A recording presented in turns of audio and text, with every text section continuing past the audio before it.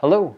Today we're going to be talking about a subject matter that seems to frighten a whole lot of new photographers, and that is how to use and how not to use the pop-up flash on your camera. Let's get into it.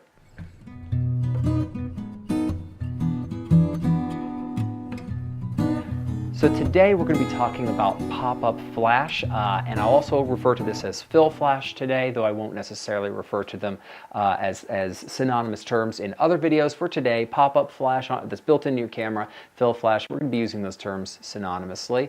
I recently did a video on the quick menu of the D3500, and I said that I would skip flash discussion because I wanted it to be its own video. So this is that, but this is not a Nikon specific or D3500 specific video. This is really all about understanding the pop-up flash on your camera.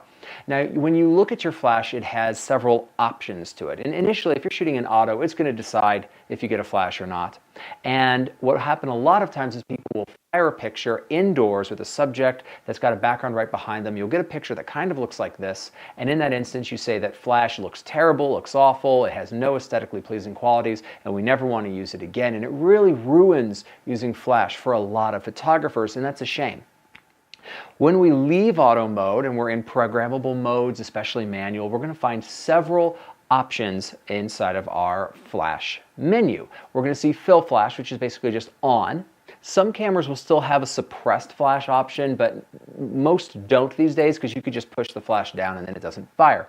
You'll have red eye flash, which is going to strobe the flash a little bit to try to constrict the pupils of the eye so that we don't get as much reflection off of the blood at the back of the retina. That's what causes red eye.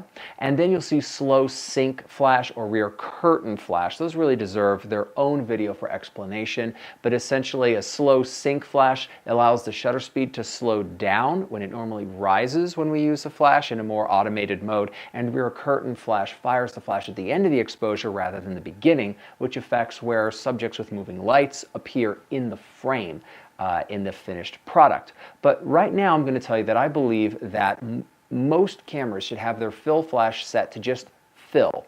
Their pop-up flash should just be set to fill flash. So if you want it, you pop it up. If you don't, you push it down. And why would you use it? The example I gave you earlier is what most people think of when they think of flash. We've got a dark room, we pop up a flash, it brightens it, and I get a terrible shadow behind the subject because the flash is on axis with the lens. And that, of course, is true in that type of situation. But a fill flash is very appropriately named in photography. We are filling in the shadows on the face.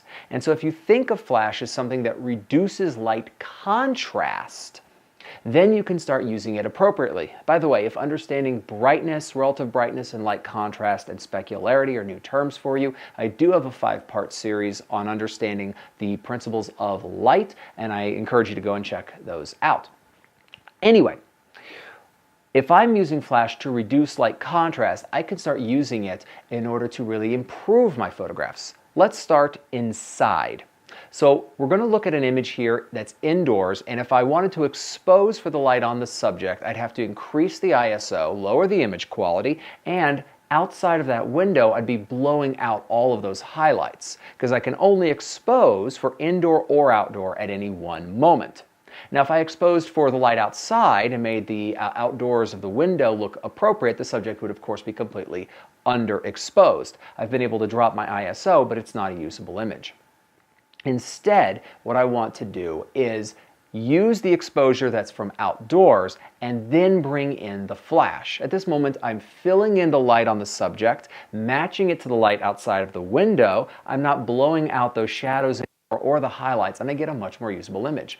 Placing a window behind your subject allows you to do this and not produce dramatic shadows. You might get a little bit of reflection, but it'll be a far more usable image. Now that's using the flash indoors, but I think the most powerful way of using fill flash is to use it outside. When we're outside, the sun is usually pretty angularly high overhead, and if it's really down low in the horizon and subjects looking into it, we'll get even light on the face, but they'll be squinting the whole time. And so we tend to get really dramatic shadows on subjects' faces when they're lit exclusively with sunlight. And a lot of photographers believe that they just can't do anything about this, and they give up and assume there's no way to shoot a good shot on the fly of somebody outside without shadows on the face. But of course, we can affect it. If we set our exposure for the background, same trick that we did before, we'll be able to get nice rich blues in the sky, nice rich light in the environment, and we're going to get a shadowed subject. If we're relatively close, within, I'd say, 10, maybe 12 feet away, we pop up the on the camera and fill in those shadows. We'll reduce the light contrast and get a much more usable image. We can also light into the subject's face, and that means that we will eliminate shadows in the areas that they tend to congregate on the face, which is inside of the eyes, underneath the nose, the lips, and the chin. So we get light inside of all of those areas, get a much more pleasing portrait of our subject. So using flash outdoors is a very powerful tool. It's why we always light our portraits artificially when we're doing a real portrait outdoors. But if we're just doing something that's on the fly, we can use the pop-up flash in our camera, fill in some shadow, and be very successful. This is, of course, not nearly as powerful as when we use larger lighting equipment, which we would do for more intensive portrait sessions, but that's a whole other conversation topic. Your fill flash is really designed just to fill in a little bit of shadow. It's not powerful enough for much more than that, but it can help you out tremendously when you're shooting. Anyway, I hope that that's a nice and usable introduction to understanding fill flash, particularly the pop-up flash on your camera when you're working indoors and especially outdoors.